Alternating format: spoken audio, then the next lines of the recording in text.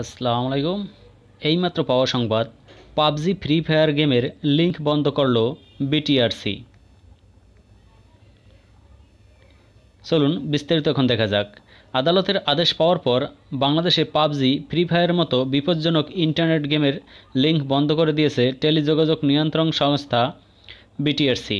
প্রতিষ্ঠানটির চেয়ারম্যান শ্যামসুন্দর শিকদার সমকালকে এ তথ্য নিশ্চিত করেছেন। এদিকে বিটিআরসির ভাইস চেয়ারম্যান সুব্রত রায় মৈত্র বলেন, ডিপার্টমেন্ট অব টেলিকমে এ বিষয়ে নির্দেশনা দেওয়া হয়েছিল। ইতিমধ্যে পাবজি ও ফ্রি ফায়ার বন্ধ হয়ে গেছে, অন্য ক্ষতিকর অ্যাপগুলো বন্ধের প্রক্রিয়া শুরু হয়েছে। তিনি আরও বলেন, টিকটক, বিগো লাইভ ও লাইকি আরও বেশ কিছু অ্যাপ বাংলাদেশে বন্ধের প্রক্রিয়া শুরু হয়েছে। এখন অ্যাপগুলোর লিঙ্ক বন্ধ করলেও ভিপিএন দিয়ে চালানো যায়।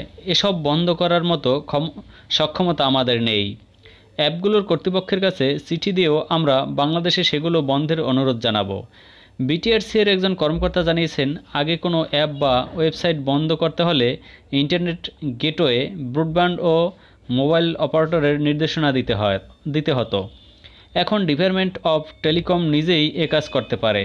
গত 16 আগস্ট দেশের অনলাইন প্ল্যাটফর্ম থেকে পাবজি, ফ্রি ফায়ার সহ এ ধরনের বিপজ্জনক সব গেম 3 মাসের জন্য বন্ধের নির্দেশ দেন হাইকোর্ট।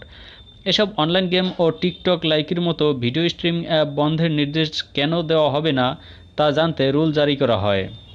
রুলে আরও জানতে চাওয়া হয়, এ ধরনের অনলাইন গেম এবং অনলাইন স্ট্রিমিং অ্যাপ নিয়মিতভাবে পর্যালোচনা করার জন্য একটি কারিগরি দক্ষতাসম্পন্ন বিশেষজ্ঞ কমিটি গঠন এবং এ বিষয়ে একটি নীতিমালা তৈরির নির্দেশ কেন দেওয়া হবে না।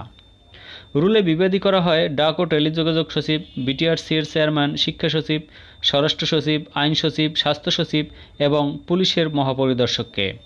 দেশের শিশু, কিশোর, তরুণ প্রজন্মের মধ্যে এসব গেম ও অনলাইন ভিডিও স্ট্রিমিং অ্যাপের বিরূপ প্রভাব তুলে ধরে গত 19 জুন সুপ্রিম কোর্টের 2 আইনজীবী বিবাদীদের কাছে উকিল নোটিশ পাঠিয়েছেন। তাতে সাড়া না পেয়ে গত 24 জুন হাইকোর্টে ওই রিট আবেদন করেন তারা। ধন্যবাদ সকলকে।